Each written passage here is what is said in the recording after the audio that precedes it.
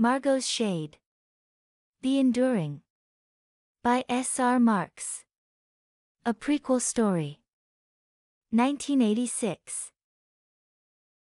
What's the difference between a shade and a ghost? Matthew asked me through the video screen. I tilted my head and considered both the answer and the man. I had yet to meet Matthew in person. As the devil, a job I've had for 500 years, I'm the only human able to exist in Patala, the pocket dimension that is the afterlife, for more than an hour or two at a time. Our plane of existence can only support so many physical beings. When our lawyers wanted to talk to us, they primarily did it through magical means. We've always been able to transmit messages through sound, but technology in the living world has evolved to the point that we now use video screens and see each other. Matthew's the second lawyer I've been able to see as we communicate. It was a very different experience and one I was happy to use. Has something happened? I asked, raising an eyebrow, wondering why he was leading with this question for our first one-on-one meeting. He looked down at his desk, where a pad of paper had his notes. He mouthed along with whatever he was reading. "Matthew," I said while he read, "I can see you." His head snapped up, eyes wide, and a blush spread over his face. I gave him a gentle smile, hoping it was clear I wasn't annoyed.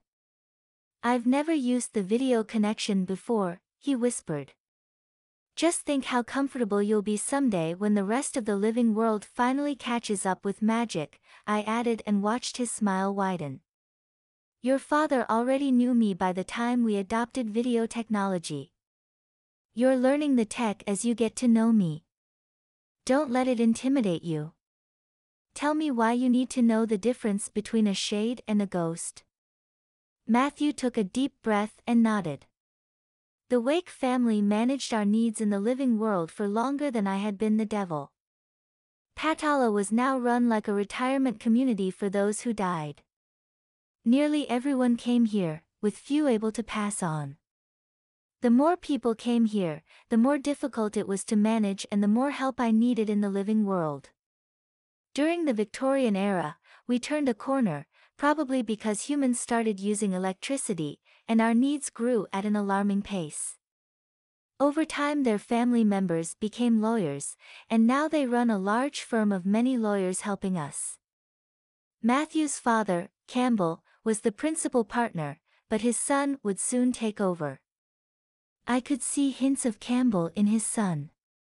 They both had messy, brown, curly hair. There was still some baby fat on Matthew's face, but I could tell, as he aged, he would be more handsome than his father.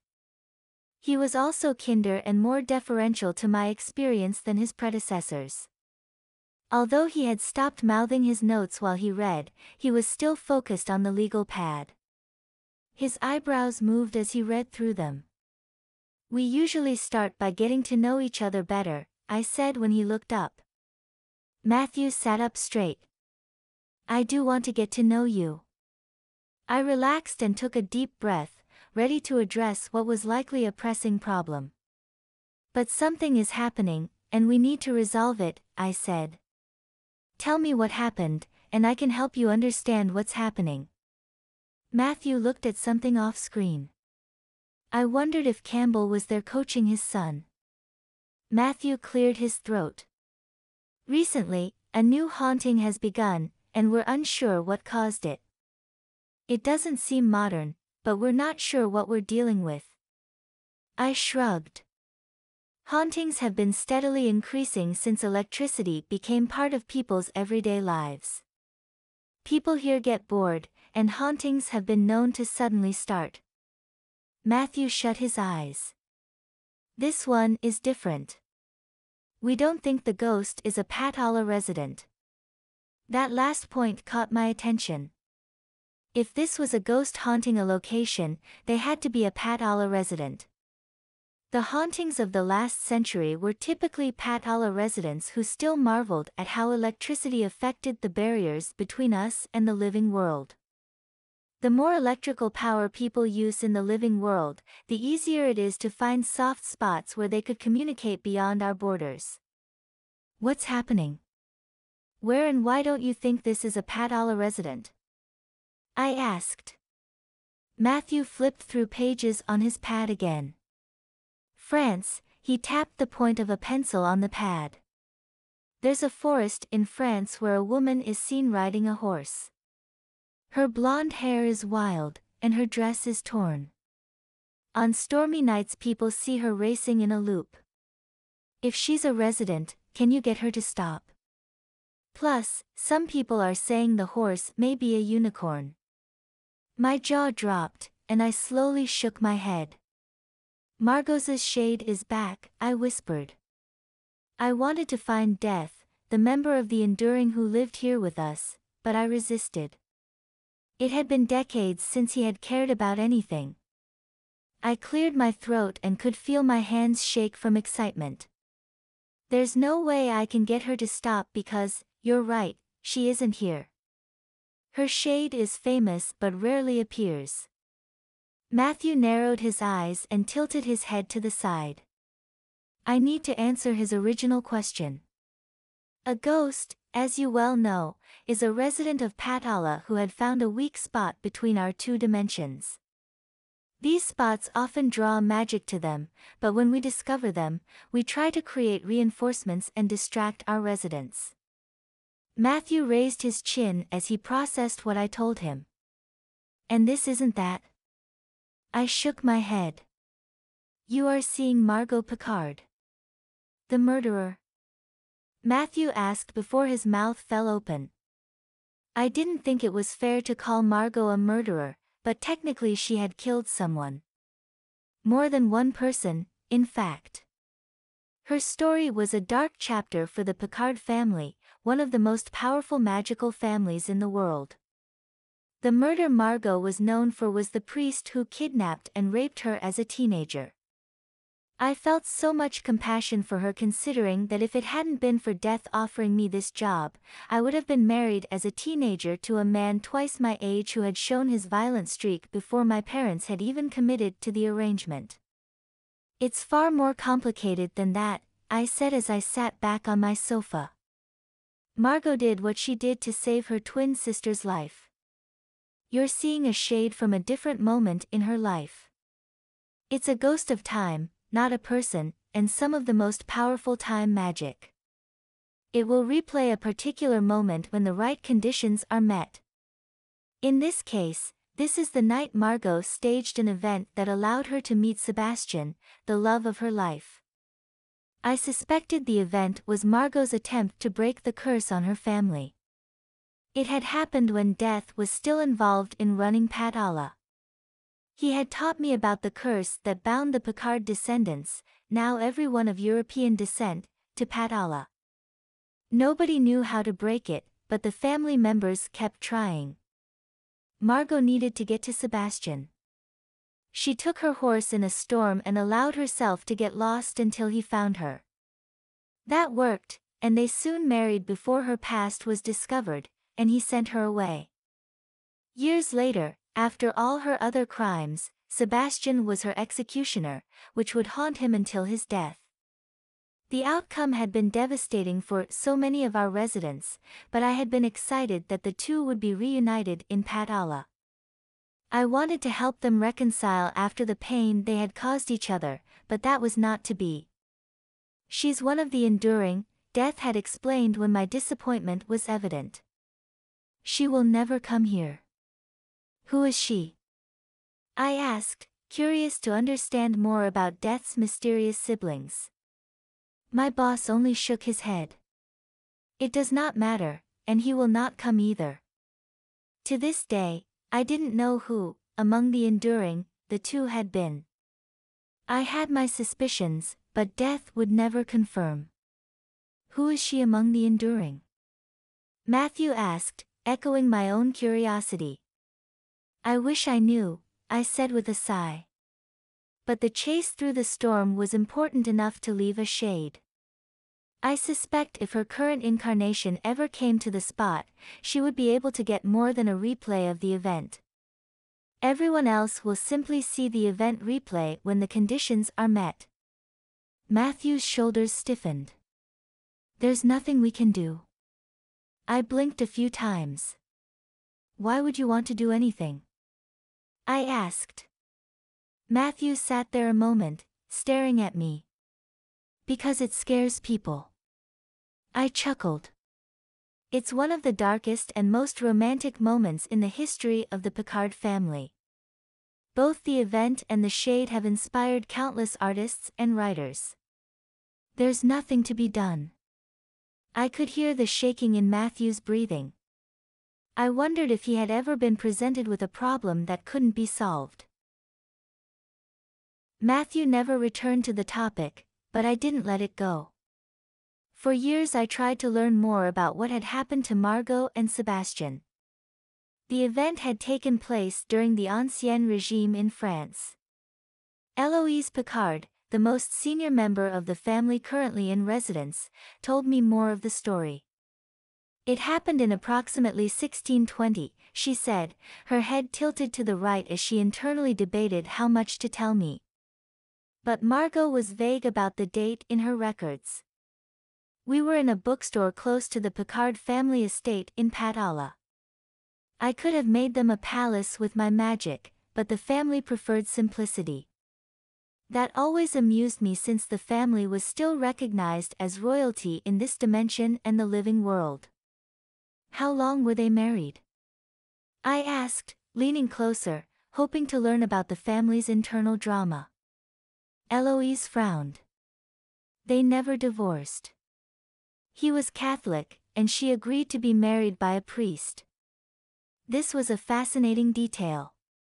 After being expelled as queens, the Picards went to the French Jewish community for sanctuary. Since then, they had remained Jewish, some generations being exceptionally devout. There is more to the story than you realize, Eloise said as she sat back. After their parents died, the Catholic Church held Margeaux and her sister captive at the request of the king. Their family was trying to get them back, but Louis refused. My mouth dropped open. Are we talking about Louis XIII? I asked. Eloise rolled her eyes. Nobody ever recorded why, but we have theories. I raised my eyebrows, waiting for her to say more, but she shook her head and refused.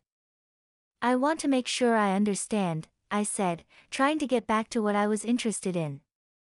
The King of France took 2 teenage orphans away from their family and had them held, against their will, by the Catholic Church? Eloise raised an eyebrow. Margeaux made herself the object of the priest's desire to protect her sister Simone. Why protect Simone? I asked, drawing my eyebrows together. Eloise sat up, and a sly smile spread across her face. I knew she was enjoying knowing things I did not. Do you not know what happened to the oracles of Delphi? I shook my head. Eloise sneered. The Greeks used to drug them to force prophecies, and then, as men are wont to do, they raped them. My ancestors rescued those oracles and continue to protect them to this day. Our family oracles were all rescued from the Greeks. I blinked a few times. The more I learned about this family, the darker their history became. Margeaux was keeping her sister from having to relive that. I asked. How did Simone remember? Eloise leaned forward. Oracles are unique in that they remember every life they've lived. It's how their predictive powers work. Every royal heiress will protect her oracle sister above any other sibling. I wondered if Eloise, who had been a sister to a royal heiress, had ever observed that dynamic and resented it, but the woman gave no hint. If she had been the oracle of her generation, she would not have arrived here. Why would Margeaux and Sebastian's meeting become a shade? I asked. This wasn't a traumatic event that would leave its mark. Eloise leaned back again. It was an attempt to break the curse. It was Simone's gift to her sister for protecting her. She told her how to find Sebastian and get him to trust her. It always came back to the curse. You should talk to Dumas, Eloise said as she got up, clearly finished with the conversation. He was allowed to read Margaux's journals. Did you know Margaux's granddaughter was an illegitimate princess of France? Alexander Dumas told me when I found him days later. One of the Sun King's children. Margaux was pregnant with their daughter, Sabine, when Sebastian sent her away. I sat in silent shock. I hadn't realized a child was born from their tragedy, but I shouldn't be as surprised as I felt. Margaux was like fire incarnate, he continued when I didn't respond. To anger her was to risk your life. Her passion for Sebastian was both creative and destructive. He was the calm center at the storm of Margaux. She could swear vengeance in one breath and, in the next, weep for her lost love. I got lost in a fantasy about the woman Margaux had been. I could see her in my mind from the image that Dumas created. Imagine long, wild curls like yours, he told me as he reached and took one of my brown, curly locks in his fingers. But blonde with the purple-blue eyes of the fiery Picards. The Picards I know have the blue-green eyes, I told him as I pulled my curl from his fingers.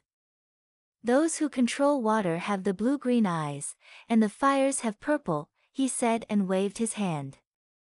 Eloise said you would tell me about the shade in the forest, I reminded him as I pulled myself out of the fantasy. Dumas raised his eyebrows. There is a shade. That is interesting. Could it mean something more than a simple time ghost? I asked him. Dumas shrugged. Have your agents in the living world do their own research. I just know Margaux wasn't completely honest in her journals. There were pages ripped out and details left out of her story. She was hiding something the Picards don't seem to remember either. I did as Dumas suggested and told Matthew. It's been gone for a few years, Matthew said when I shared what I had learned. In the years since our first meeting, when this topic had come up, we had grown comfortable with each other. We often discussed topics unrelated to our work. I hoped he would be as intrigued as I was about Margaux's story, but he wasn't. My shoulders sagged. I know, but I wish I had seen it, I said and frowned. I'll let you know if we get reports again someday, Matthew said and smiled. 1991. It's back, Matthew said years later. It was the first thing he said when the video between us turned on. There was an excitement in his smile that I had grown to enjoy. Over the years, he had lost the baby fat to reveal the sharp cheekbones and square jaw hidden under it. He was still wearing suits that were too big, but when he needed to come to Patala, about once a year, he often wore more comfortable clothes that he seemed at home in. He didn't need fancy, fitted suits to do his job. He was wearing a polo, and his hair was combed today. What's back? I asked. It had been so long since I had thought about the shade that I needed to be reminded. The Margeaux Picard shade, he said, turning his palms up and dropping his jaw. My eyes got wide. When? I got the first report yesterday. I'm going to France, and I'll call you when I get there. I want you to see it, he said. I looked around at the scene around him and realized he wasn't in his office but in his bedroom. I hadn't seen a modern bedroom before and was surprised at how sparse his was. Most residents who came these days preferred their rooms to be the room they had fantasized about having in the living world. Matthew's bedroom had a low bed and 2 flat pillows. He had some pictures on the wall above the bed, but they weren't in frames. It looked like they were printed on paper and stuck on the wall with something. Clothes and a bag were sitting on his bed. He must be leaving for France soon if he was already packing. How are you going to call me when you get there? I asked as I peered around the room as best I could. You can't take my screen with you, can you? Don't worry about it. I'm fairly certain the magic in that spot is so strong that you'll be able to see it easily, he said. Here's what I know. 5 years ago, the Picards learned they had 2 elementals in the royal family. One, Sabine, is the youngest daughter of the current royal heir, Sharon. The other, Veronica, is the eldest daughter of Gillian. Gillian is Sharon's younger sister and an oracle. At the time, Sabine was 10, and Veronica was 6. I knew very little about elementals. The basic idea was that they were women who could wield an element like a weapon to defend humans from magical beings. With 4 original elements identified, earth, water, air, and fire, each elemental was aligned with one. Those designations stuck, even now, but it was recognized that there was a lot of nuance with their aligned element. Elementals were members of the enduring family. I nodded as I took in the details Matthew was telling me. Did something happen 5 years ago? I asked. Matthew stopped moving around his room and sat on his bed, facing me. They put a spell on the girls to keep them away from the White Council. I waited, unsure what that meant. What's the White Council? I asked when Matthew didn't continue. That's a great question, he said and leaned forward, putting his elbows on his knees. The White Council control half the magical world. They train elementals to use their power. I scrunched up my nose. Why would the Picards want to keep their elementals away from those who would train them? Matthew raised an eyebrow. That's a great question, but I have no idea. I know the spell was put on them the same time the shade showed up. I don't know what happened recently, but it has to be related, right? A smile spread across Matthew's face, and I felt my own excitement grow. Should I tell Death? I asked. If something is happening with the Picards, he should know. Matthew shook his head. I'm sure it's nothing that concerns him. I want to let you see it since you have wanted that for a few years. Can you see anything? I asked Matthew a day later. The forest was pitch black, but I could hear leaves crunching as he walked. I had found the forest in Patala that connected to the one he was currently walking through in France. These were the soft spots between the living world and Patala. This one was so soft that I wondered if I could reach out and touch the man I was walking with. My mind kept circling around that idea, and I realized it had been something I had wanted to do for a while. It had been nearly 500 years since I had touched anyone, so I didn't know if this was a desire for that sensation or to specifically touch Matthew. It's just as dark for me as it is for you, Matthew whispered. This is the most fascinating thing that has ever happened to me. I've never been this close to Patala. I continued walking through my own version of the forest. These spots are never this soft. Maybe it's like this because of the shade. Or the softness of this spot makes it more likely that a shade will happen. Matthew said. Or both. I opened my mouth to say something in response, but a crack of lightning and a rumble of thunder stopped me. Is this it? I whispered. Matthew didn't respond before a bright haze made its way through the trees toward us.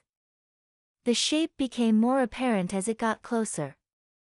It was a woman riding a black unicorn.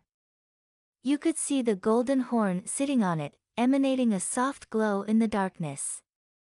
Her long, curly blonde hair flew behind her, more lighting filling the sky with light. She suddenly turned and came right towards us, her eyes meeting mine. The dreamer awakens. The storm crashes. I heard the replay in my head repeatedly as the horse charged at us. I braced for impact, shut my eyes, and felt a cool mist wash over me as Margeaux passed between Matthew and me. When I opened them again, I saw that Matthew and I were holding hands. As we let go, my palm continued to tingle. We turned toward each other to see the light fading behind us. The mist lingered, and the dew landed on my face. "That was amazing," I whispered as I turned to face Matthew. We locked eyes for a moment, and I could see his brown eyes as clearly as I had seen Margot's shade. I felt him put his hand on my cheek as he leaned in and lightly kissed me. "It's all amazing," he said when he pulled away. "I've wished I could do that for years." I blinked as my stomach tightened. I wanted to pull him to me, but I could feel the mist rising and the air getting heavier. It was as if the shade had lifted a veil between these two worlds, and now it was over. As his face fell, I knew he was feeling the same thing. "I'll call you when I return," he said before it got pitch black again. Soon I was alone in Patala. The only thing left of that moment was the tingle on my skin where we had touched. Do you want to read more? Like or subscribe to this YouTube channel for more news on how to read Help Wanted, New Devil.